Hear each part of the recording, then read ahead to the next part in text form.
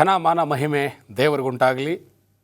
ಈ ಹೋಪ್ ಚಾನಲ್ನ ಮೂಲಕ ದೇವರ ಸಂದೇಶವನ್ನು ವೀಕ್ಷಣೆ ಮಾಡ್ತಾ ಇರ್ತಕ್ಕಂಥ ತಮ್ಮೆಲ್ಲರನ್ನು ಯೇಸು ಕ್ರಿಸ್ತನ ನಾಮದಲ್ಲಿ ಸ್ವಾಗತಿಸುವನಾಗಿದ್ದೇನೆ. ಈ ಒಂದು ಸರಣಿಯಲ್ಲಿ ನಾವು ಪೌಲನು ಬರೆದಿರ್ತಕ್ಕಂಥ ಪತ್ರಿಕೆಗಳ ಬಗ್ಗೆ ನಾವು ಅಧ್ಯಯನ ಮಾಡ್ತಾ ಇದ್ದೇವೆ. ಈ ದಿವಸ ವಿಶೇಷವಾಗಿ ಪೌಲನು ಕೊರಿಂಥ ಸಭೆಗೆ ಬರೆದಂಥ 2ನೇ ಪತ್ರಿಕೆ ಬಗ್ಗೆ ನಾವು ಅಭ್ಯಾಸ ಮಾಡೋಣ. ಈ 2ನೇ ಪತ್ರಿಕೆಯಲ್ಲಿ ಪೌಲನು ಈ ಕೊರಿಂಥ ಸಭೆಗೆ ಯಾವ ಒಂದು ವಿಚಾರಗಳನ್ನು ಆತನು ತಿಳಿಸುವುದಕ್ಕೆ ಬಯಸ್ತಾ ಇದ್ದಾನೆ, ಈ ಅಂಶಗಳನ್ನು ನಾವು ಅಧ್ಯಯನ ಮಾಡುವಾಗೆ ಪ್ರಾರ್ಥನಾಪೂರ್ವಕವಾಗಿ ನಾವು ಮುಂದುವರಿಸೋಣ. ಪ್ರೀತಿಸುವ ಪರಲೋಕದ ತಂದೆಯೇ, ಈ ಒಳ್ಳೆಯ ಸಮಯಕ್ಕಾಗಿ ಸ್ತೋತ್ರ. ಕರ್ತನೆ, ಪೌಲನು ಆತನ ಒಂದು ಮಹಾಶ್ರೇಷ್ಠ ಸುವಾರ್ತೆಯಲ್ಲಿ ಕೊರಿಂಥ ಸಭೆಯ ಆ ಒಂದು ಏಳಿಗೆಗಾಗಿ ಬರೆದಂಥ ಈ ಪತ್ರಿಕೆ ಈ ದಿವಸ ನಾವು ಧ್ಯಾನಿಸುವಾಗ ಇದು ನಮ್ಮ ಒಂದು ಆಧ್ಯಾತ್ಮಿಕ ಜೀವಿತಕ್ಕೂ ಸಹ ಹೆಚ್ಚಿನ ಒಂದು ಮಾರ್ಗದರ್ಶನವನ್ನು ಕೊಡಲಿ ಎಂಬುದಾಗಿ ನಾವು ಬೇಡಿಕೊಳ್ತೇವೆ. ಸ್ವಾಮಿ, ವೀಕ್ಷಣೆ ಮಾಡ್ತಾ ಇರ್ತಕ್ಕಂಥ ಎಲ್ಲ ವೀಕ್ಷಕರ ಸಂಗಡ ನಿನ್ನ ವಾಕ್ಯಗಳ ಮೂಲಕವಾಗಿ ನೀನು ಮಾತನಾಡೆಂಬುದಾಗಿ ಯೇಸು ಕ್ರಿಸ್ತನ ನಾಮದಲ್ಲಿ ಬೇಡಿ ಹೊಂದಿದ್ದೇನೆ ತಂದೆ, ಆಮೆನ್. ಈ ಒಂದು ಪೌಲನು ಕೊರಿಂಥ ಸಭೆಗೆ ಬರೆದಂಥ 2ನೇ ಪತ್ರಿಕೆಯ ವಿಚಾರದಲ್ಲಿ ನಾವು ಗಮನಿಸುವಾಗ ಕ್ರಿಸ್ತಶಕ 55ರಿಂದ 56ನೇ ಇಸ್ವಿಯಲ್ಲಿ ಈ ಪತ್ರಿಕೆಯನ್ನು ಬರೆದಿದ್ದಾನೆ ಎಂಬುದಾಗಿ ಇತಿಹಾಸಕಾರರು ನಮಗೆ ತಿಳಿಸ್ತಾರೆ. ಈ ಒಂದು 2ನೇ ಸಾರಿ ಕೊರಿಂಥ ಸಭೆಗೆ ಈತನು ಪತ್ರಿಕೆಯನ್ನು ಬರೆಯುವಂಥ ವಿಚಾರವನ್ನು ನಾವು ಗಮನಿಸುವಾಗ ಈ ಕೊರಿಂಥ ಸಭೆಯ ಮೇಲೆ ಪೌಲನಿಗಿದ್ದಂಥ ಆ ಕಾಳಜಿಯನ್ನು ನಾವು ನೋಡ್ಬೋದಾಗಿದೆ. ಆತನು ಮೊದಲನೇ ಸಾರಿ ಬರೆದಂಥ ಆ ಪತ್ರಿಕೆಯು ಸಹ ಭಾಳಷ್ಟು ದೀರ್ಘ ಪತ್ರಿಕೆಯಾಗಿದೆ. ಭಾಳ ದೊಡ್ಡ ಪತ್ರಿಕೆಯನ್ನು ಆತನು ಕೊರಿಂಥ ಸಭೆಗೆ ಬರೆದಿದ್ದಾನೆ. ಅದೇ ರೀತಿಯಾಗಿ 2ನೇ ಬಾರಿಯೂ ಸಹ ಆತನು ಪತ್ರಿಕೆಯನ್ನು ಬರೆಯುವಂಥ ಸಮಯದಲ್ಲಿ ಭಾಳಷ್ಟು ಕಾಳಜಿಯನ್ನು ಇಟ್ಕೊಂಡು ಆ ಸಭೆಗೆ ಬೇಕಾದಂಥ ಒಂದು ಎಚ್ಚರಿಕೆಯನ್ನು ಕೊಡ್ತಾ ಯಾವ ರೀತಿಯಾಗಿ ದೇವರಲ್ಲಿ ನಡೆಯಬೇಕು ಹಾಗೂ ದೇವರ ಉದ್ದೇಶಗಳು ಏನು, ಕ್ರೈಸ್ತ ಸಭೆಯ ಮೇಲೆ, ಕ್ರೈಸ್ತ ಸಭಿಕರ ಮೇಲೆ, ಕ್ರೈಸ್ತ ಜನರ ಮೇಲೆ ದೇವರಿಗಿರ್ತಕ್ಕಂಥ ಉದ್ದೇಶ ಏನು, ಯಾವ ಒಂದು ಮಾರ್ಗದಲ್ಲಿ ದೇವರು ನಡಿಬೇಕೆಂಬುದಾಗಿ ಬಯಸುವಂಥವನಾಗಿದ್ದಾನೆ, ಈ ಎಲ್ಲ ವಿಚಾರಗಳನ್ನು ಒಳಗೊಂಡಂತೆ ಈ ಪತ್ರಿಕೆಯನ್ನು ಪೌಲನು ಬರೆಯುವಂಥದ್ದು ನೋಡ್ತೇವೆ. ನಾವು ಮೊದಲನೇ ಪತ್ರಿಕೆಯನ್ನು ಅಧ್ಯಯನ ಮಾಡಿದಂಥ ಸಮಯದಲ್ಲಿ ಆ ಕೊರಿಂಥ ಸಭೆಯಲ್ಲಿ ಪೌಲ ಸುಮಾರು 1.5 ವರ್ಷ ಆತನು ಸೇವೆಯನ್ನು ಸಲ್ಲಿಸಿ ಆ ಸಭೆಯನ್ನು ಕಟ್ಟಿ ಅನೇಕರಿಗೆ ದೀಕ್ಷಾಸ್ನಾನವನ್ನು ಕೊಟ್ಟು ಆತನು ತನ್ನ ಸೇವಾ ಪ್ರಯಾಣವನ್ನು ಮುಂದುವರಿಸಿದ್ದ ಎಂಬುದಾಗಿ ನೋಡಿದೆವು. ಆದರೆ ಆ ಸೇವಾ ಪ್ರಯಾಣವನ್ನು ಆತನು ಮಾಡ್ತಾ ಇರುವಂಥ ಸಮಯದಲ್ಲಿ ಆತನು ಕಟ್ಟಿ ಬೆಳೆಸಿದ್ದಂಥ ಆ ಕೊರಿಂಥ ಸಭೆ ದೇವರಿಗೆ ವಿರುದ್ಧವಾಗಿ ಅದು ನಡ್ಕೊಳ್ತದೆ. ತಮ್ಮ ಒಂದು ಸಭೆ ಒಳಗಡೆ ಭಿನ್ನಾಭಿಪ್ರಾಯಗಳಿಗೆ, ಜಗಳಗಳಿಗೆ, ಮತ್ಸರ, ಅನೇಕ ವಿಧವಾದ ಸೈತಾನನ ಗುಣಗಳಿಗೆ ಅದು ಎಡೆ ಮಾಡಿ ಕೊಡುವಂಥದ್ದು ನೋಡ್ತೇವೆ. ಇದೆಲ್ಲ ಅಂಶಗಳನ್ನು ಗಮನಿಸಿದಂಥ ಪೌಲ ಆ ಸಭೆಗೆ ಒಂದು ಎಚ್ಚರಿಕೆಯ ಸಂದೇಶವನ್ನು ಮೊದಲನೇ ಪತ್ರಿಕೆಯಲ್ಲಿ ಬರೆಯುವಂಥದ್ದು ನೋಡ್ತೇವೆ. ಆದರೆ ಈ 2ನೇ ಪತ್ರಿಕೆಯನ್ನು ಪೌಲ ಬರೆಯುವಂಥ ಸಮಯದಲ್ಲಿ ಈಗಾಗಲೇ ಆ ಮೊದಲನೇ ಸಂದೇಶದಿಂದ ಎಚ್ಚೆತ್ತುಕೊಂಡಂಥ ಸಭೆ ಈಗ ಭಾಳಷ್ಟು ಸುಧಾರಿತಗೊಂಡಿದೆ. ತಮ್ಮ ಒಂದು ಸಭೆಗಳಲ್ಲಿ ಪ್ರೀತಿಯನ್ನು ಅಭ್ಯಾಸ ಮಾಡುವಂಥ ಆ ಸಂಗತಿಗಳನ್ನು ಪೌಲ ಗಮನಿಸಿದ್ದಾನೆ. ಅನೇಕ ಭಿನ್ನಾಭಿಪ್ರಾಯಗಳಿದ್ದಂಥ ಸಭೆ ಇವತ್ತು ಏಕ ಮನಸ್ಸುಳ್ಳ ಸಭೆಯಾಗಿ, ಒಂದು ಒಗ್ಗಟ್ಟಿನ ಸಭೆಯಾಗಿ ಮುಂದೆ ಸಾಗುವಂಥದ್ದನ್ನು ಗಮನಿಸಿದಂಥ ಪೌಲ ಮುಂದುವರಿದು ಈ ಒಂದು 2ನೇ ಪತ್ರಿಕೆಯಲ್ಲಿ ಆತನು ಇನ್ನೂ ಮಹತ್ತರವಾದಂಥ ಶ್ರೇಷ್ಠ ಸತ್ಯದೊಂದಿಗೆ ಈ ಸಭೆಯೊತ್ತಿಗೆ ಆತನು ಆ ಪತ್ರದ ಮೂಲಕವಾಗಿ ವ್ಯವಹರಿಸುವಂಥದ್ದು ನೋಡ್ತೇವೆ.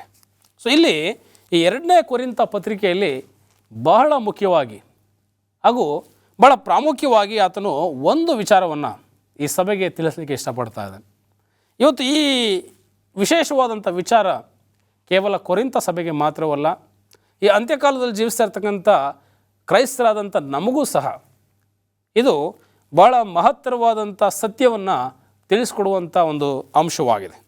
ಇವತ್ತು ನಮ್ಮ ಸತ್ಯವೇದದಲ್ಲಿ 2ನೇ ಕೊರಿಂಥ 5ನೇ ಅಧ್ಯಾಯ 17ನೇ ವಚನವನ್ನು ನಾವು ಓದುವ ಹಾಗೆ ವಾಕ್ಯ ಹೇಳ್ತದೆ, ಹೀಗಿರಲಾಗಿ ಯಾವನಾದರೂ ಕ್ರಿಸ್ತನಲ್ಲಿದ್ದರೆ ಅವನು ನೂತನ ಸೃಷ್ಟಿಯಾದನು, ಇಗೋ ಪೂರ್ವ ಸ್ಥಿತಿ ಎಲ್ಲ ಹೋಗಿ ನೂತನವಾಯಿತು.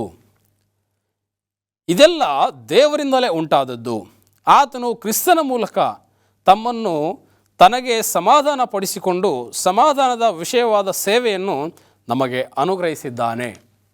ಇಲ್ಲಿ ಆ ಒಂದು ಒಗ್ಗಟ್ಟಿನಲ್ಲಿ ಒಮ್ಮನಸ್ಸಿನಿಂದ ಐಕ್ಯತೆಯಿಂದ ಕೂಡಿ ಬಂದಂಥ ಸಭೆಗೆ ಪೌಲನು ಮತ್ತೊಂದು ವಿಶೇಷವಾದ ಸತ್ಯವನ್ನು ಆತನು ತಿಳಿಸುವಂಥದ್ದನ್ನು ನಾವು ನೋಡ್ತೇವೆ. ಹೀಗಿರಲಾಗಿ ಯಾವನಾದರೂ ಕ್ರಿಸ್ತನಲ್ಲಿದ್ದರೆ ಅವನು ನೂತನ ಸೃಷ್ಟಿಯಾದನು. ಈ ಸಭೆ ಎಂಬುದಾಗಿ ಹೇಳುವಾಗ, ಸಭಿಕರ ಜೀವಿತಗಳೆಂಬುದಾಗಿ ಹೇಳುವಾಗ ಕೇವಲ ಪ್ರೀತಿ, ಅನ್ಯೋನ್ಯತೆ, ಐಕ್ಯತೆ, ಒಮ್ಮನಸ್ಸು, ಒಮ್ಮತ ಈ ಇಷ್ಟು ಗುಣಗಳು ಸಾಕಾಗುವುದಿಲ್ಲ. ಇದರ ಜೊತೆಗೆ ಈ ಕ್ರೈಸ್ತಿಯ ಜೀವಿತದ ಪ್ರಯಾಣದಲ್ಲಿ ಒಂದು ನೂತನ ಮನಸ್ಸಿನ, ನೂತನ ಹೃದಯದ ಅವಶ್ಯಕತೆಯ ಬಗ್ಗೆ ಆತನು ತಿಳಿಸ್ತಾ ಇದ್ದಾನೆ. ಇಲ್ಲಿ ವಾಕ್ಯದ ನೋಡ್ತೇವೆ, ಯಾವನಾದರೂ ಕ್ರಿಸ್ತನಲ್ಲಿದ್ದರೆ ಅವನು ನೂತನ ಸೃಷ್ಟಿಯಾದನು. ನೂತನತೆಯ ಒಂದು ಅಂಶದ ಕುರಿತಾಗಿ ಪೌಲ ಇಲ್ಲಿ ಮಾತಾಡುವಂಥದ್ದು ನೋಡ್ತೇವೆ. ಇವತ್ತು ಕ್ರೈಸ್ತರಾದಂಥ ನಮ್ಮ ಜೀವನದಲ್ಲಿ ದೇವರ ಗುಣಗಳನ್ನು ನಾವು ಧರಿಸ್ಕೊಳ್ತಕ್ಕಂಥದ್ದು ಎಷ್ಟು ಮುಖ್ಯವೋ, ನಮ್ಮ ಜೀವಿತ ನೂತನವಾಗ್ತಕ್ಕಂಥದ್ದು ಸಹ ಅಷ್ಟೇ ಮುಖ್ಯವಾಗಿದೆ. ಇವತ್ತು ದೇವರ ಗುಣಗಳೆಂಬುದಾಗಿ ನೋಡುವಾಗ ಪ್ರೀತಿ, ಸಮಾಧಾನ, ಶಾಂತಿ, ತಾಳ್ಮೆ, ದೀರ್ಘಶಾಂತಿ, ದಯೆ, ಉಪಕಾರ, ಶಮಧಮೆ, ಸೊ ಈ ಎಲ್ಲ ಅಂಶಗಳನ್ನು ನಾವು ಒಳಗೊಂಡಿರ್ತದೆ. ಆದರೆ ಅದೆಲ್ಲದರ ಜೊತೆಗೆ ನಮ್ಮ ಜೀವಿತ ನೂತನವಾಗುವಂಥದ್ದನ್ನು ಸಹ ಅದು ಒಳಗೊಂಡಿರಬೇಕು. ಯಾವಾಗ ನಾವು ನೂತನತೆಯ ಎಡೆಗೆ ನಮ್ಮ ಮನಸ್ಸನ್ನು ನಾವು ಎಡೆ ಮಾಡಿಕೊಡ್ತೇವೆ, ನಮ್ಮ ಜೀವನ ಪರಿಪೂರ್ಣತೆಯ ಎಡೆಗೆ ಅದು ಸಾಗುವಂಥದ್ದಾಗಿದೆ. ಇವತ್ತು ಈ ಒಂದು ವಿಚಾರವನ್ನು ಈ ಕೊರಿಂಥ ಸಭೆಗೆ ಪೌಲನು ಬಹಳ ವಿಶೇಷವಾಗಿ ತಿಳಿಸ್ತಾ ಇದ್ದಾನೆ. ನೀವು ಕ್ರಿಸ್ತನಲ್ಲಿದ್ದರೆ ನೂತನ ಸೃಷ್ಟಿಯಾಗಿದ್ದೀರಿ. ಇವತ್ತು ನಾವು ಕ್ರಿಸ್ತನಲ್ಲಿ ಇರುವಾಗ ಮಾತ್ರ ಆ ನೂತನತೆಯನ್ನು ಅನುಭವಿಸಲಿಕ್ಕೆ ಸಾಧ್ಯವಾಗುತ್ತೆ. ನಾವು ಕ್ರಿಸ್ತನನ್ನು ಬಿಟ್ಟರೆ, ಕ್ರಿಸ್ತನನ್ನು ತೊರೆದರೆ ನಾವು ನೂತನರಾಗಲಿಕ್ಕೆ ಸಾಧ್ಯ ಇಲ್ಲ. ಒಂದು ಹೊಸ ಜೀವಿತ ಸಾಧ್ಯವಿಲ್ಲ ಪ್ರಿಯರೇ. ಇವತ್ತು ನಾವು ಹೊಸಬರಾಗಬೇಕು, ನೂತನರಾಗಬೇಕು, ನೂತನ ಹೃದಯವನ್ನು ಧರಿಸ್ಕೊಳ್ಬೇಕು, ನೂತನ ಮನಸ್ಸನ್ನು ಹೊಂದ್ಕೊಳ್ಬೇಕು. ಈ ಎಲ್ಲ ಕಾರ್ಯಗಳು ನಾವು ಕ್ರಿಸ್ತನಲ್ಲಿದ್ದಾಗ ಮಾತ್ರ ಸಾಧ್ಯ. ನಮ್ಮ ಸತ್ಯವೇದದಲ್ಲಿ 1 ಕೊರಿಂಥ 5ನೇ ಅಧ್ಯಾಯ 5ನೇ ವಚನ ಹೇಳ್ತದೆ, ಆ ಸ್ಥಿತಿಗಾಗಿ ನಮ್ಮನ್ನು ಸಿದ್ಧ ಮಾಡಿರುವವನು ದೇವರೇ, ಆತನು ಪವಿತ್ರಾತ್ಮನನ್ನು ಸಂಚಾಕಾರವಾಗಿ ಅನುಗ್ರಹಿಸಿದ್ದಾನೆ. ಇಲ್ಲಿ ದೇವರು ಮಾತ್ರ ಆ ನೂತನತೆಗೆ ನಮ್ಮನ್ನು ಸಿದ್ಧ ಮಾಡಲಿಕ್ಕೆ ಸಾಧ್ಯ. ಇವತ್ತು ಪವಿತ್ರಾತ್ಮನು ನಮ್ಮ ಒಂದು ಜೀವಿತಕ್ಕೆ ಸಂಚಕಾರನಾಗಿದ್ದಾನೆ, ಹೊಣೆಗಾರನಾಗಿದ್ದಾನೆ. ಇವತ್ತು ಪವಿತ್ರಾತ್ಮನು ನಮ್ಮ ಹೊಣೆಯನ್ನು ತೆಗೆದುಕೊಂಡಿದ್ದಾನೆ. ಹೌದು, ಈ ವ್ಯಕ್ತಿಯನ್ನು ಆತನ ಮನಸ್ಸಿನಲ್ಲಿ ನಾನು ಕಾರ್ಯ ಮಾಡಿ ಆತನನ್ನು ನೂತನ ಒಂದು ಮನಸ್ಸಿಗೆ ನಾನು ನಡೆಸ್ತೇನೆ, ನೂತನ ಆ ಹೃದಯವನ್ನು ಆತನಿಗೆ ಕೊಡುವಲ್ಲಿ ನಾನು ಆ ವ್ಯಕ್ತಿಯನ್ನು ದೇವರ ಬಳಿಗೆ ತಿರುಗಿಸ್ತೇನೆ ಎಂಬತಕ್ಕಂಥ ಒಂದು ಹೊಣೆಯನ್ನು ಇವತ್ತು ಪವಿತ್ರಾತ್ಮನು ಹೊತ್ತಿದ್ದಾನೆ. ಇವತ್ತು ಯಾರೆಲ್ಲ ಆ ಪವಿತ್ರಾತ್ಮನಿಗೆ ಒಳಗಾಗ್ತಾರೋ ಆ ನೂತನ ಸ್ವಭಾವವನ್ನು ಹೊಂದ್ಕೊಳ್ಳಿಕ್ಕೆ ಸಾಧ್ಯ. ಯಾರೆಲ್ಲ ಪವಿತ್ರಾತ್ಮನ ಕರೆಗೆ, ಆತನ ಮಾತಿಗೆ, ಆತನ ಪ್ರೇರಣೆಗೆ ಕಿವಿಗೊಡ್ತಾರೋ ಅವರು ಮಾತ್ರ ನೂತನ ಜೀವಿತಕ್ಕೆ ನಡೀಲಿಕ್ಕೆ ಸಾಧ್ಯವಾಗುತ್ತೆ. ಇವತ್ತು ನಾವು ಈ ಒಂದು ವಾಕ್ಯಗಳನ್ನು ಓದುವಾಗ ಈ ವಾಕ್ಯದ ಗೂಢಾರ್ಥಗಳನ್ನು, ರಹಸ್ಯವನ್ನು ತಿಳ್ಕೊಳ್ಳೋ ಸಮಯದಲ್ಲಿ ನಮ್ಮ ಜೀವಿತ ಸಹ ನೂತನ ಸ್ವಭಾವಗಳಿಗೆ ಒಳಗಾಗಬೇಕಾಗ್ತದೆ. ಪೂರ್ವ ಸ್ಥಿತಿ ಎಲ್ಲವೂ ಸಹ ಹೋಗಿ ಎಲ್ಲವೂ ನೂತನವಾಯಿತು. ಇವತ್ತು ನಮ್ಮಲ್ಲಿರ್ತಕ್ಕಂಥ ಎಲ್ಲ ಪೂರ್ವ ಸ್ಥಿತಿ, ಹಳೆಯ ಸ್ಥಿತಿ, ಹಳೆಯ ಸ್ವಭಾವ, ನೀವು ಒಂದು ಕ್ಷಣ ನಿಮ್ಮ ಜೀವಿತದ ಹಳೆಯ ಸ್ವಭಾವಗಳನ್ನು ನೆನಪು ಮಾಡಿಕೊಳ್ಳ್ರಿ. ಪೂರ್ವ ಸ್ಥಿತಿಯನ್ನು ನೀವು ನೆನಪಿಸ್ಕೊಳ್ರಿ. ಹಲವಾರು ಆ ದುಷ್ಟ ಚಟಗಳಲ್ಲಿ, ಹಲವಾರು ಪಾಪದ ಕಾರ್ಯಗಳಲ್ಲಿ, ಕುಡಿತಗಳಲ್ಲಿ, ಕಳ್ಳತನದಲ್ಲಿ, ವ್ಯಭಿಚಾರದಲ್ಲಿ, ಮೋಸಗಾರಿಕೆಯಲ್ಲಿ, ಅನೇಕ ರೀತಿಯ ಕೆಟ್ಟ ಕೃತ್ಯಗಳಲ್ಲಿ ನಾವು ಜೀವನವನ್ನು ನಡೆಸ್ತಾ ಇದ್ದೀವಿ. ಆದರೆ ಇವತ್ತು ದೇವರು ಆ ಎಲ್ಲ ಕೆಟ್ಟತನದಿಂದ, ಆ ಎಲ್ಲ ದುಷ್ಟತ್ವದ ಗುಣಗಳಿಂದ ನಮ್ಮನ್ನು ಬಿಡಿಸಿ ನೂತನ ಜೀವಿತಕ್ಕೆ ನಮ್ಮನ್ನು ನಡೆಸಿದ್ದಾನೆ. ಒಂದು ಒಳ್ಳೆಯ ಜನಾಂಗವಾಗಿ ಒಳ್ಳೆಯ ಸ್ವಭಾವಗಳನ್ನು, ಗುಣಗಳನ್ನು ನಮ್ಮ ಜೀವಿತಕ್ಕೆ ಅನುಗ್ರಹಿಸುವುದರ ಮೂಲಕ ಇವತ್ತು ನಾವು ಹೊಸಬರಾಗಿದ್ದೇವೆ. ಹಳೆಯ ಸ್ವಭಾವವು ಎಲ್ಲವೂ ಸಹ ಅದು ತೆಗೆಯಲ್ಪಡಬೇಕು. ಹಳೆಯ ಸ್ವಭಾವದ ಒಂದು ಪಾಲಿಗೆ ನಾವು ಸತ್ತವರಾಗಿ ನೂತನ ಸ್ವಭಾವದ ಪಾಲಿಗೆ ನಾವು ಜೀವಿಸುವರಾಗಿರಬೇಕು. ಸತ್ಯವೇದದಲ್ಲಿ ನಾವು ನೋಡುವ ಸಮಯದಲ್ಲಿ ಯಾವಾಗ ನಾವು ಪವಿತ್ರಾತ್ಮನಿಗೆ ನಾವು ಒಳಪಡ್ತೇವೆ, ಪವಿತ್ರಾತ್ಮನ ಅಧೀನಕ್ಕೆ ನಾವು ಒಳಗಾಗ್ತೇವೆ, ನೂತನತೆಯನ್ನು ಹೊಂದಿಕೊಳ್ಳುವುದರಲ್ಲಿ ನಾವು ಯಶಸ್ವಿ ಆಗ್ತೇವೆ.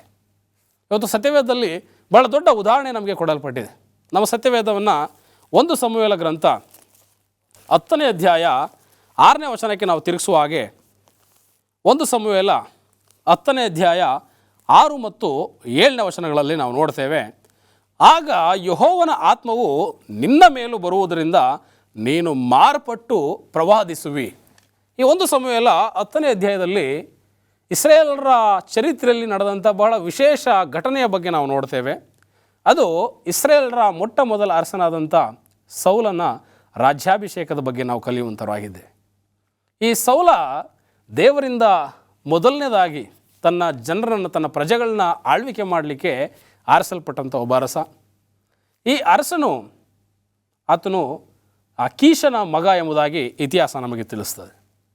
ಈ ಕೀಷನ ಮಗನಾಗಿದ್ದಂಥ ಈ ಸೌಲ ಅರಸ ಇಸ್ರೇಲ್ ಜನಾಂಗವನ್ನು ಆತನು ಆಳ್ವಿಕೆ ಮಾಡಬೇಕಾದಂಥ ಸಂದರ್ಭದಲ್ಲಿ ಆ ಇಸ್ರೇಲ್ ಮಹಾ ಜನಾಂಗಕ್ಕೆ ಆತನು ರಾಜ್ಯಾಧಿಕಾರವನ್ನು ವಹಿಸ್ಕೊಳ್ಬೇಕಂತ ಸಂದರ್ಭದಲ್ಲಿ, ಅರಸನಾಗಿ ಆತನು ನೇಮಕಗೊಳ್ಬೇಕಂತ ಸಂದರ್ಭದಲ್ಲಿ ಆತನು ದೇವರಿಂದ ಅಭಿಷೇಕಿಸಲ್ಪಡಬೇಕಾದಂಥದ್ದು ಬಹಳ ಮುಖ್ಯವಾಗಿತ್ತು. ಸೊ ಇಂಥ ಸಮಯದಲ್ಲಿ ಆ ಸೌಲ ಅರಸ ಸಮುವೇಲ ಪ್ರವಾದಿಯನ್ನು ಆತನು ಹುಡುಕೊಂಡು ಬರುವಂಥದ್ದು ನೋಡ್ತೇವೆ.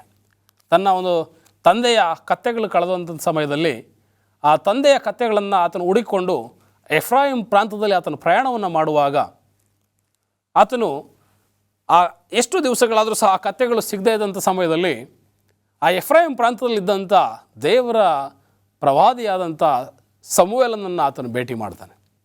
ಆ ಸಮುವೇಲನನ್ನು ಭೇಟಿ ಮಾಡುವಾಗ ದೇವರು ಸಮುವೇಲನಿಗೆ, ಈತನೇ ನಾನು ಇಸ್ರೇಲರನ್ನು ಆಳ್ವಿಕೆ ಮಾಡಲಿಕ್ಕೆ, ಇಸ್ರೇಲನ್ನು ಪರಿಪಾಲಿಸಲಿಕ್ಕೆ ಆರಿಸ್ಕೊಂಡಂಥ ಅರಸ ಎಂಬುದಾಗಿ ಆ ಸೌಲನನ್ನು ದೇವರು ತೋರಿಸುವ ಸಮಯದಲ್ಲಿ ಆ ಸೌಲನನ್ನು ಅಭಿಷೇಕ ಮಾಡಬೇಕಾದಂಥ ಆ ಸಂದರ್ಭದಲ್ಲಿ ಅರಸನಾದಂಥ ಆ ಸಮುವೇಲನು, ಪ್ರವಾದಿಯಾದಂಥ ಸಮುವೇಲನು ಆ ಸೌಲನಿಗೆ ಹೇಳ್ತಾನೆ, ನೀನು ದೇವರಿಂದ ಆರಿಸಲ್ಪಟ್ಟಿದ್ದೀಯಾ, ಇಸ್ರೇಲರನ್ನು ಆಳ್ವಿಕೆ ಮಾಡಲಿಕ್ಕೆ ದೇವರು ನಿನ್ನನ್ನು ಆರಿಸ್ಕೊಂಡಿದ್ದಾನೆ. ಈ ದೇವರು ನಿನ್ನನ್ನು ಆರಿಸ್ಕೊಂಡಿರುವಂಥ ಈ ಕಾರಣದಿಂದಾಗಿ ನೀನು ನೂತನನಾಗಬೇಕು, ನೀನು ಮಾರ್ಪಡಬೇಕು. ಯಾವಾಗ ನಿನ್ನ ಜೀವನದಲ್ಲಿ ನಿನಗೆ ಮಾರ್ಪಾಡು ಬರ್ತದೋ ನೀನು ಅರಸನಾಗಲಿಕ್ಕೆ ಯೋಗ್ಯನು. ಸೊ ಆಗ 6ನೇ ವರ್ಷ ನೋಡುವಾಗ ಯೆಹೋವನ ಆತ್ಮವು ನಿನ್ನ ಮೇಲೆ ಬರುವುದರಿಂದ ನೀನು ಮಾರ್ಪಟ್ಟು ಪ್ರವಾದಿಸುವಿ. ಯಾವಾಗ ನಿನ್ನ ಮೇಲೆ ಯೆಹೋವನ ಆತ್ಮ ನಿನಗೆ ಬರ್ತದೆ, ಆ ಒಂದು ಆತ್ಮನ ದಾನವನ್ನು, ಪವಿತ್ರಾತ್ಮನ ವರವನ್ನು ನೀನು ಹೊಂದುತ್ತೀಯಾ, ನೀನು ಮಾರ್ಪಡ್ತೀಯ, ನೀನು ಬದಲಾವಣೆ ಆಗ್ತೀಯ, ನಿನ್ನಲ್ಲಿ ನೂತನತೆಯ ಎಂಬತಕ್ಕಂಥ ಆ ಗುಣ ಬರ್ತದೆ. ಸೊ ಈ ವಿಚಾರಗಳನ್ನು ಆತನು ಪ್ರವಾದಿಯಾದ ಸಮುವೇಲನಿಂದ ಕೇಳಿಕೊಂಡು ತನ್ನ ಒಂದು ತಂದೆಯ ಬಳಿಗೆ ಆತನು ತಿರುಗಿ ಹೋಗುವಂಥ ಸಮಯದಲ್ಲಿ ಆ ಸಮುವೇಲ ಪ್ರವಾದಿ ಹೇಳಿದ್ದಂಥ ಕೆಲವು ಘಟನೆಗಳು ಆ ದಾರಿಯಲ್ಲಿ ನಡೆಯುವಂಥದ್ದು ನೋಡ್ತೇವೆ. ಈ ಅಧ್ಯಾಯವನ್ನು ನಾವು ಸಂಪೂರ್ಣವಾಗಿ ನಾವು ಓದುವಂಥ ಸಮಯದಲ್ಲಿ ಹಲವಾರು ಪ್ರವಾದಿಗಳನ್ನ ಆತನು ಎದುರುಗೊಳ್ತಾನೆ. ನಿನ್ನ ತಂದೆಯ ಕಳೆದು ಹೋಗಿದ್ದಂಥ ಕತ್ತೆಗಳು ಸಿಕ್ಕಿದ್ವು ಎಂಬುದಾಗಿ ಹೇಳಿದಂಥ ವ್ಯಕ್ತಿಯನ್ನು ಆತನು ಎದುರುಗೊಳ್ತಾನೆ. ಅದಾದ ನಂತರ ಆ ಪ್ರವಾದಿಗಳ ಆ ಒಂದು ಗುಂಪಿನ ಜೊತೆಯಲ್ಲಿ ಈತನು ಸೇರಿಕೊಂಡಂಥ ಸಮಯದಲ್ಲಿ ಆತನಲ್ಲಿ ಯಾವ ಒಂದು ಬದಲಾವಣೆ ಬಂತು ಎಂಬುದಾಗಿ ವಾಕ್ಯದಲ್ಲಿ ನೋಡುವಾಗೆ 9ನೇ ವಚನದಲ್ಲಿ ನೋಡ್ರಿ, 1 ಸಮುವೇಲ 10ನೇ ಅಧ್ಯಾಯ 9ನೇ ವಚನದಲ್ಲಿ, ಸೌಲನು ಸಮುವೇಲನನ್ನು ಬಿಟ್ಟು ಹೊರಟ ಕೂಡಲೇ ದೇವರು ಅವನಿಗೆ ನೂತನ ಹೃದಯವನ್ನು ಕೊಟ್ಟನು. ಕೊನೆ ಭಾಗದಲ್ಲಿ ದೇವರ ಆತ್ಮವು ಅವನ ಮೇಲೆ ಬಂದದ್ದರಿಂದ ಅವನು ಪರವಶನಾಗಿ ಅವರೊಳಗೆ ಸೇರಿ ಪ್ರವಾದಿಸಿದನು. ಈ ಒಂದು ದೇವರ ಆತ್ಮನು ಆ ಸೌಲನಿಗೆ ಕೊಡಲ್ಪಟ್ಟಂಥ ಸಮಯದಲ್ಲಿ ಆತನು ನೂತನ ಹೃದಯವನ್ನು ಹೊಂದಿದ್ನು. 9ನೇ ವಚನದಲ್ಲಿ ಹೇಳ್ತದೆ, ದೇವರು ಅವನಿಗೆ ನೂತನ ಹೃದಯವನ್ನು ಕೊಟ್ಟನು, ಆತನು ಮಾರ್ಪಾಡನ್ನು ಹೊಂದಿದ್ನು, ಬದಲಾವಣೆಯನ್ನು ಹೊಂದಿದ್ನು. ಇವತ್ತು ಕೊರಿಂಥ ಸಭೆಗೆ ಪೌಲನ್ನು ಬರೆಯುವಂಥ ಸಮಯದಲ್ಲಿ ದೇವರ ಮಕ್ಕಳಾಗಿರ್ತಕ್ಕಂಥ ನೀವು, ದೇವ ಜನರಾಗಿರ್ತಕ್ಕಂಥ ನೀವು ನೂತನ ಹೃದಯವನ್ನು ನೀವು ಹೊಂದ್ಕೊಳ್ಬೇಕು. ಪೂರ್ವ ಸ್ಥಿತಿ ಎಲ್ಲವೂ ನಿಮ್ಮಿಂದ ಬಿಟ್ಟು ಹೋಗಬೇಕು. ನೂತನ ಸ್ವಭಾವ, ನೂತನ ಹೃದಯ, ಬದಲಾವಣೆಯ ಜೀವಿತ ಅದು ನಿಮ್ಮದಾಗಬೇಕು. ಸೊ ಇಂಥ ಒಂದು ಎಚ್ಚರಿಕೆ ಸಂದೇಶವನ್ನು ಪೌಲ ಕೊಡುವಂಥ ಸಮಯದಲ್ಲಿ ಯಾವಾಗ ನಾವು ದೇವರ ಆತ್ಮನಿಗೆ ಒಳಗಾಗ್ತೀವಿ, ನಾವು ನೂತನ ಸ್ವಭಾವವನ್ನು, ನೂತನ ಹೃದಯವನ್ನು ಹೊಂದ್ಕೊಳ್ತೀವಿ ಎಂಬುದಾಗಿ ಈ ಸೌಲನ ಉದಾಹರಣೆಯಲ್ಲಿ ನಾವು ನೋಡ್ಬೋದು. ಆದ್ದರಿಂದ ಇವತ್ತು ಕ್ರೈಸ್ತರಂತ ನಮ್ಮ ಜೀವನದಲ್ಲಿ ನಾವು ಯಾವಾಗ ಆತ್ಮನಿಗೆ ನಾವು ಒಳಪಡ್ತೇವೆ, ದೇವರ ಆತ್ಮನಿಗೆ ನಾವು ಒಳಗಾಗ್ತೇವೆ, ನೂತನ ಸ್ವಭಾವ, ನೂತನ ಹೃದಯವನ್ನು ನಾವು ಹೊಂದ್ಕೊಳ್ಳಿಕ್ಕೆ ಅದು ಸುಲಭವಾಗ್ತದೆ, ಸಹಾಯವಾಗ್ತದೆ. ಎಜ್ಕೇಲನ ಗ್ರಂಥದಲ್ಲಿ ನಾವು ನೋಡುವ ಹಾಗೆ ಎಜ್ಕೇಲ 36ನೇ ಅಧ್ಯಾಯ 26ನೇ ವಚನದಲ್ಲಿ ಹೇಳ್ತದೆ, ನಾನು ನಿಮಗೆ ಹೊಸ ಮನಸ್ಸನ್ನು ಕೊಟ್ಟು ನಿಮ್ಮಲ್ಲಿ ನೂತನ ಸ್ವಭಾವವನ್ನು ಹುಟ್ಟಿಸುವೆನು, ಕಲ್ಲಾದ ಹೃದಯವನ್ನು ನಿಮ್ಮೊಳಗಿಂದ ತೆಗೆದು ಮೃದುವಾದ ಹೃದಯವನ್ನು ನಿಮಗೆ ದಯಪಾಲಿಸುವೆನು. ಯಾವಾಗ ನಾವು ದೇವರಿಗೆ ಒಳಗಾಗ್ತೀವಿ, ದೇವರ ಮಾತಿಗೆ ನಾವು ಕಿವಿಗೊಡ್ತೇವೆ, ಆಗ ತಾನೇ ದೇವರು ನಮ್ಮಲ್ಲಿ ಹೊಸ ಮನಸ್ಸನ್ನು ಆತನು ಕೊಟ್ಟು ನಮ್ಮಲ್ಲಿ ನೂತನ ಸ್ವಭಾವವನ್ನು ಆತನು ಹುಟ್ಟಿಸ್ತಾನೆ. ನಾವು ದೇವರಿಗೆ ಒಳಗಾದಂಥ ಸಮಯದಲ್ಲಿ ನಾವು ನೂತನರಾಗಬೇಕು. ನಾವು ದೇವರಿಗೆ ಒಳಗಾಗಿಯೂ ಸಹ ಆತನ ಒಂದು ಮಾತಿಗೆ ಕಿವಿಗೊಟ್ಟು ನಡೆಯುವಂಥ ಜನರಾಗಿದ್ದಾಗಿಯೂ ಸಹ ನಾವು ಪಾಪದಲ್ಲಿ ನಾವು ಜೀವಿಸೋದಾದರೆ, ಹಳೆಯ ಸ್ವಭಾವಗಳಲ್ಲಿ, ಕರ್ಮದ ಸ್ವಭಾವಗಳಲ್ಲಿ, ಈ ಲೋಕದ ಶರೀರದ ಆಸೆಗಳಿಗೆ ಸಂಬಂಧಪಟ್ಟಂಥ ಕಾರ್ಯಗಳಿಗೆ ನಾವು ಒಳಗಾಗುವುದಾದರೆ ಅದು ಪ್ರಯೋಜನ ಇಲ್ಲ. ಅದು ವ್ಯರ್ಥವಾದಂಥ ಡಾಂಬಿಕ ಭಕ್ತಿ, ಡಾಂಬಿಕ ಕ್ರೈಸ್ತತ್ವ.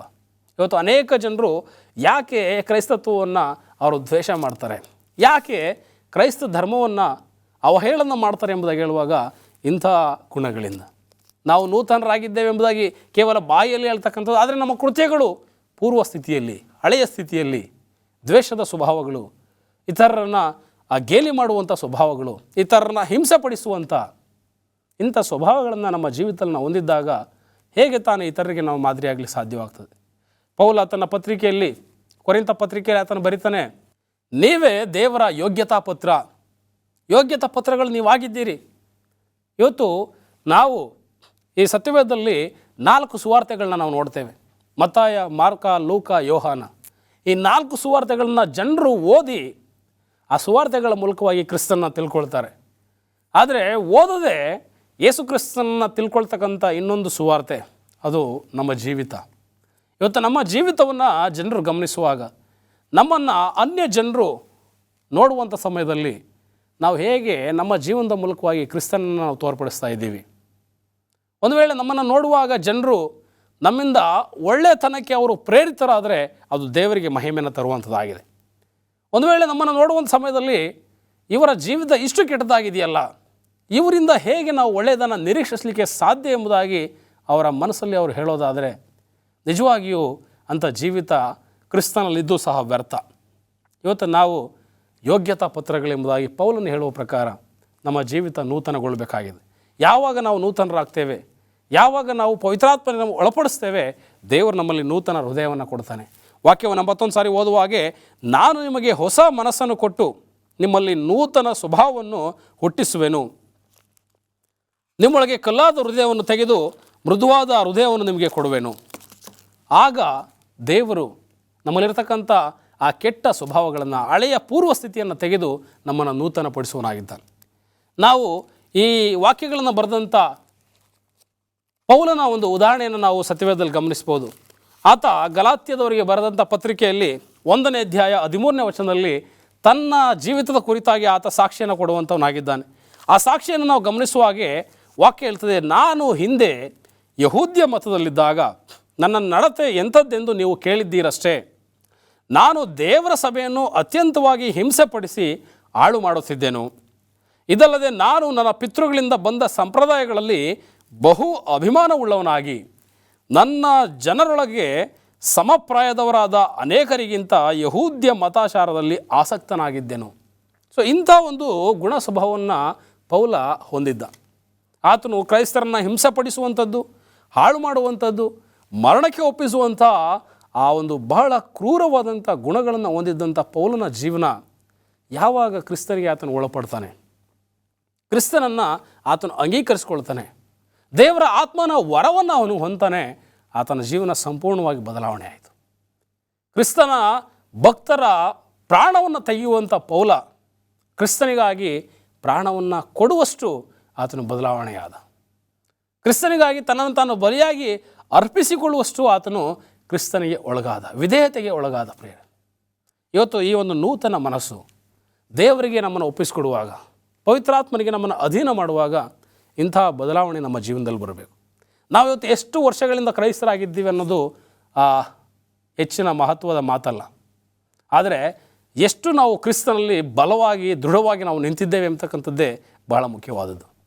ಆದ್ದರಿಂದ ಇವತ್ತು ನಾವುಗಳು ಈ ಕೊರಿಂಥದವರಿಗೆ ಬರೆದಂಥ ಪೌಲನ ಮಾತುಗಳನ್ನು ಕೇಳುವಂಥ ಸಮಯದಲ್ಲಿ, ಈ ಬರಹಗಳನ್ನು ನಾವು ಅಧ್ಯಯನ ಮಾಡುವಂಥ ಸಮಯದಲ್ಲಿ ನಿಜವಾಗಿಯೂ ನಮ್ಮಲ್ಲಿ ಈ ಪೌಲನಲ್ಲಿ ಬಂದಂಥ ಒಂದು ನೂತನ ಸ್ವಭಾವ ನಮ್ಮಲ್ಲಿದೆಯಾ?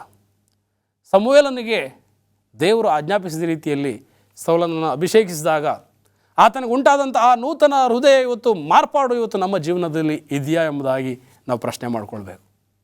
ನಿಜವಾಗಿಯೂ ನಾವು ದೇವರನ್ನು ನಂಬಿ ಸಹ, ಆತನಿಗೆ ಅಂಗೀಕರಿಸಲ್ಪಟ್ಟು ಸಹ ನಾವು ನೂತನರಾಗಿಲ್ಲ, ನೂತನ ಹೃದಯ ನಮ್ಮಲ್ಲಿಲ್ಲ, ನೂತನ ಸ್ವಭಾವಗಳಿಲ್ಲ, ನೂತನ ಗುಣಗಳಿಲ್ಲ.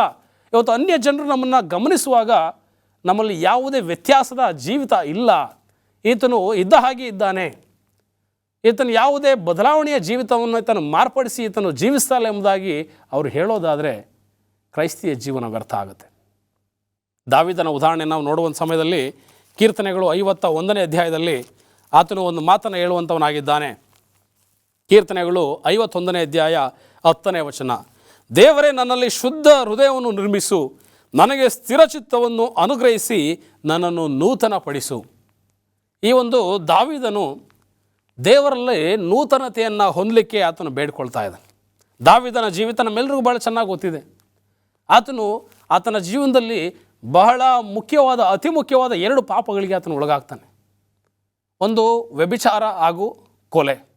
ಈ 2 ಪಾಪಗಳಿಗೆ ಆತನು ಒಳಗಾದಂಥ ಸಮಯದಲ್ಲಿ ಆ ಒಂದು ಪಾಪದ ಪ್ರಜ್ಞೆ ಆತನನ್ನು ಕಾಡಲಿಕ್ಕೆ ಪ್ರಾರಂಭಿಸ್ತದೆ. ನಾನು ಅಮಾಯಕರ ಒಂದು ಮರಣಕ್ಕೆ ನಾನು ಕಾರಣನಾದೆ, ದೇವರಿಗೆ ವಿರುದ್ಧವಾಗಿ ನಾನು ಪಾಪ ಮಾಡಿದೆ, ದೇವರಿಗೆ ಅಸಹ್ಯವಾದಂಥ ಕೃತ್ಯದಲ್ಲಿ ನಾನು ಭಾಗಿಯಾದೆ ಎಂಬುದಾಗಿ ಆತನ ಒಂದು ಆ ಜೀವನದಲ್ಲಿ ಆತನನ್ನು ಆ ಒಂದು ಪಾಪ ಪ್ರಜ್ಞೆ ಕಾಡುವಂಥ ಸಮಯದಲ್ಲಿ ಆತನಲ್ಲಿ ಪಶ್ಚಾತ್ತಾಪ ಉಂಟಾಗುತ್ತೆ. ಆತನಲ್ಲಿ ಒಂದು ಮಾನಸಾಂತರದ ಮನಸ್ಸು ಆತನಲ್ಲಿ ಬರುವಂಥ ಸಮಯದಲ್ಲಿ ಆತನ ದೇವರಲ್ಲಿ ಕೇಳ್ತಾನೆ, ದೇವರೇ ನನ್ನಲ್ಲಿ ಶುದ್ಧ ಹೃದಯವನ್ನು ನಿರ್ಮಿಸು, ನನಗೆ ಸ್ಥಿರಚಿತ್ತವನ್ನು ಅನುಗ್ರಹಿಸು. ಮೇಲಿನ ವಾಕ್ಯದಲ್ಲಿ ನೋಡ್ತೇವೆ, ಹಿಸ್ಸೋಪ್ ಗಿಡದ ಬರಲಿನಲ್ಲಿ ನೀರನ್ನು ಚಿಮುಕಿಸು ಎಂಬಂತೆ ನನ್ನ ಅಶುದ್ಧತ್ವವನ್ನು ತೆಗೆದು ಬಿಡು, ಆಗ ನಾನು ಶುದ್ಧನಾಗಿರುವೆನು. ಆ ಯಾಜಕರು ಇಸ್ರೇಲರ ಒಂದು ಪಾಳೆಯದಲ್ಲಿ ಯಾರಿಗಾದರೂ ಕುಷ್ಠರೋಗ ಬಂದಂಥ ಸಮಯದಲ್ಲಿ ಆ ಕುಷ್ಠರೋಗಿಗಳಿಗೆ ಹಿಸ್ಸೋಪ್ ಗಿಡದಲ್ಲಿ ಆ ನೀರನ್ನು ಚಿಮುಕಿಸಿ ಆ ಕುಷ್ಠರೋಗದಿಂದ ಅವರಿಗೆ ಬಿಡುಗಡೆಯನ್ನು ಹೊಂದಲಿಕ್ಕೆ ಅವರು ಮಾರ್ಗವನ್ನು ಮಾಡಿಕೊಡ್ತಾ ಇದ್ದರು. ಸೊ ಅದೇ ರೀತಿಯಲ್ಲಿ ಈ ದಾವೀದನು ಪಾಪದ ನಿಮಿತ್ತವಾಗಿ ನಾನು ಕುಷ್ಠರೋಗಿಯ ರೀತಿಯಲ್ಲಿ ಇದ್ದೇನೆ ಎಂಬುದಾಗಿ ಆತನು ವರ್ಣನೆ ಮಾಡ್ತಾ ಇದ್ದಾನೆ. ಇವತ್ತು ಈ ಪಾಪ ಎಂಬತಕ್ಕಂಥದ್ದು ಅದು ಎಷ್ಟು ಘೋರವಾಗಿದೆ, ಈ ಪೂರ್ವ ಸ್ಥಿತಿ ಕೆಟ್ಟ ಸ್ವಭಾವ ಎಂಬತಕ್ಕಂಥದ್ದು ದೇವರಿಗೆ ಎಷ್ಟು ಅದು ಅಸಹ್ಯವಾಗಿದೆ ಎಂಬುದಾಗಿ ದಾವೀದ ಚೆನ್ನಾಗಿ ತಿಳ್ಕೊಂಡಿದ್ದಾನೆ. ಆತನು ಹೇಳ್ತಾನೆ, ಹಿಸ್ಸೋಪ್ ಗಿಡದ ಬರಲಿನಿಂದ ನನ್ನ ಅಶುದ್ಧತ್ವವನ್ನು ತೆಗೆದು ಬಿಡು. ಆ ಕುಷ್ಠರೋಗ ಬಂದಂಥ ವ್ಯಕ್ತಿಗಳು ಆ ಇಸ್ರೇಲರ ಪಾಳ್ಯದೊಳಗೆ ಅವ್ರನ್ನ ಸೇರಿಸಲಿಕ್ಕೆ ಅವಕಾಶ ಇರಲಿಲ್ಲ. ಆ ಪಾಳ್ಯದಿಂದ ದೂರ ಒಬ್ಬಂಟಿಗರಾಗಿ ಆ ನೋವಿನಲ್ಲಿ ನರಳಾಟದಲ್ಲಿ ಅವರು ಬದುಕಬೇಕಾಗಿತ್ತು. ಸೊ ಅಂಥ ಒಂದು ಸ್ಥಿತಿಯನ್ನು ಈ ದಾವೀದ ಪಾಪ ಮಾಡಿದಾಗ ಆತನು ಅನುಭವಿಸ್ತಾ ಇದ್ದಾನೆ. ಈ ಪಾಪದ ಫಲವಾಗಿ ಇವತ್ತು ನಾನು ಈ ಕುಷ್ಠರೋಗಿಯ ರೀತಿಯಲ್ಲಿ ಇದ್ದೇನೆ, ನನ್ನನ್ನು ಶುದ್ಧ ಮಾಡು, ನನ್ನಲ್ಲಿ ನೂತನ ಸ್ವಭಾವವನ್ನು ಕೊಡು. ಮುಂದೆ ವಾಕ್ಯ ಹೇಳ್ತದೆ, ನಿನ್ನ ಪರಿಶುದ್ಧಾತ್ಮವನ್ನು ನನ್ನಿಂದ ತೆಗೆಯಬೇಡ, ನಿನ್ನ ಸನ್ನಿಧಿಯಿಂದ ನನ್ನನ್ನು ತಳ್ಳಬೇಡ. ಪಾಪದ ನಿಮಿತ್ತವಾಗಿ ಒಂದು ವೇಳೆ ನಾನು ಪರಿಶುದ್ಧಾತ್ಮನನ್ನು ಎಲ್ಲಿ ನಾನು ಕಳ್ಕೊಳ್ತೇನೆ ಎಂಬುದಾಗಿ ದಾವೀದ ದೇವರ ಹತ್ರ ಕೇಳ್ತಾ ಇದ್ದಾನೆ. ನಿನ್ನ ಪವಿತ್ರಾತ್ಮನನ್ನು ನನ್ನಿಂದ ತೆಗೆಯಬೇಡ. ಇವತ್ತು ನಾವು ಪಾಪ ಮಾಡುವಷ್ಟು ಪ್ರತಿ ಬಾರಿ, ದೇವರಿಗೆ ವಿರುದ್ಧವಾಗಿ ನಡ್ಕೊಳ್ಳುವಂಥ ಪ್ರತಿ ಬಾರಿ, ನಾವು ಬದಲಾವಣೆಯನ್ನು ತೋರದೆ ಪೂರ್ವ ಸ್ಥಿತಿಯಲ್ಲಿ ಹಳೆಯ ಸ್ವಭಾವಗಳನ್ನು ನಾವು ಜೀವಿಸುವಂಥ ಪ್ರತಿ ಬಾರಿ ಪವಿತ್ರಾತ್ಮನ ನಮ್ಮಿಂದ ತೆಗೆಯಲ್ಪಡ್ತಾನೆ. ಇವತ್ತು ಕೊರಿಂಥ ಸಭೆಗೆ ಪೌಲನು ತಿಳಿಸೋ ಪ್ರಕಾರ ಆ ನೂತನ ಸ್ವಭಾವವನ್ನು ನಾವು ಹೊಂದುವಂಥ ಸಮಯದಲ್ಲಿ ಈಗೋ ಹಳೆಯ ಸ್ವಭಾವ ಪೂರ್ವ ಸ್ಥಿತಿ ಎಲ್ಲ ಹೋಗಿ ನೂತನವಾಯಿತು. ಯಾವನಾದರೂ ಕ್ರಿಸ್ತನಲ್ಲಿದ್ದರೆ ಅವನು ನೂತನ ಸೃಷ್ಟಿಯಾಗಿದ್ದಾನೆ ಎಂಬುದಾಗಿ ಹೇಳುವ ಪ್ರಕಾರ ನಾವು ಕ್ರಿಸ್ತನಿಗೆ ಒಳಗಾಗುವಾಗ, ಕ್ರಿಸ್ತನ ಆತ್ಮನಿಗೆ ನಾವು ಒಳಗಾಗುವಾಗ ನಾವು ನೂತನರಾಗಲಿಕ್ಕೆ ಸಾಧ್ಯವಾಗ್ತದೆ. ಈ ಒಂದು ಬರಹದ ಮೂಲಕವಾಗಿ ಇವತ್ತು ನಾವು ಎಚ್ಚರಿಕೆಯನ್ನು ಹೊಂದಿದ್ದೇವೆ.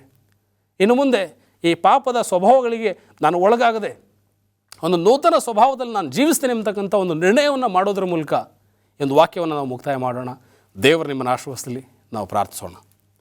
ಓ ಪರಲೋಕದ ತಂದೆಯೇ, ಪೌಲನು ಕೊರಿಂಥ ಸಭೆಗೆ ಬರೆದ ರೀತಿಯಲ್ಲಿ ನಮ್ಮಲ್ಲಿರತಕ್ಕಂಥ ಎಲ್ಲ ಹಳೆಯ ಸ್ವಭಾವಗಳು, ರಹಸ್ಯ ಪಾಪಗಳನ್ನು ಸ್ವಾಮಿ ನಾವು ತ್ಯಜಿಸಿ ನಿನ್ನ ದೃಷ್ಟಿಯಲ್ಲಿ ನೂತನವಾಗಿ ನಾವು ಕಾಣಿಸಿಕೊಳ್ಳುವಂತೆ, ನಿನ್ನ ಪರಿಶುದ್ಧಾತ್ಮನ ವರದಾನವನ್ನು ನಾವು ಹೊಂದಿಕೊಳ್ಳುವಂತೆ ನಮ್ಮ ಜೀವಿತಗಳನ್ನು ನೂತನಗೊಳಿಸಿ ಎಂಬುದಾಗಿ ಕ್ರಿಸ್ತನ ಹೆಸರಿನಲ್ಲಿ ಬೇಡುತ್ತೇನೆ ತಂದೆ. ಆಮೆನ್.